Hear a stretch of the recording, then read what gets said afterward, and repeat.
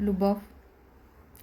Това е, може би, най-грешно разбраната дума в целия свят.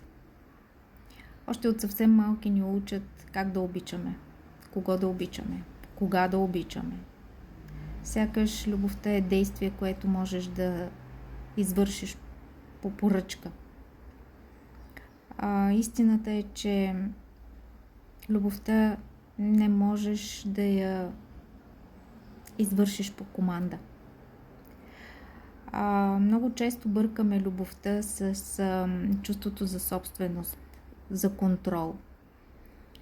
Влагаме в думата очаквания, желания, изисквания. Използваме я дори понякога като средство да манипулираме другите. И се случва така, че ако човека срещу нас я използва, ние не винаги знаем какво има предвид. Дали е това, за което ние си мислим, или иска да ни използва. Не е така обаче с други думи, като омраза, като гняв. Никой не ни учи как да мразим, кого да мразим.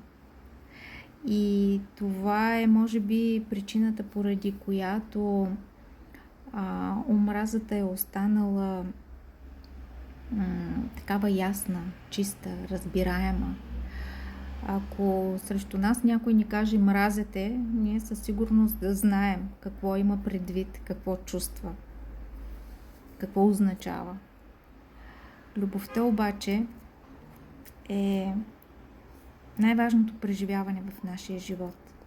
Любовта е най-големият ресурс, който можем да използваме, за да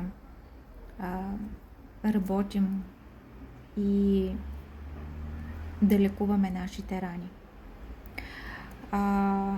Но за да открием тази любов, за която говоря в момента, ние първо трябва да я освободим от фалшивите представи и условности, с които сме я натоварили.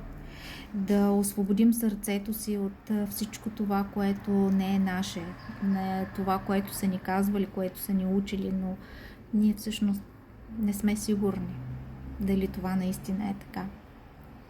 И да оставим да се случи чудото, да срещнем онази автентична любов, която ще ни помогне и която се намира в центъра на всяко човешко същество. И това е най-прекрасното обяснение от Свагито Либермайстер, което исках да споделя с вас.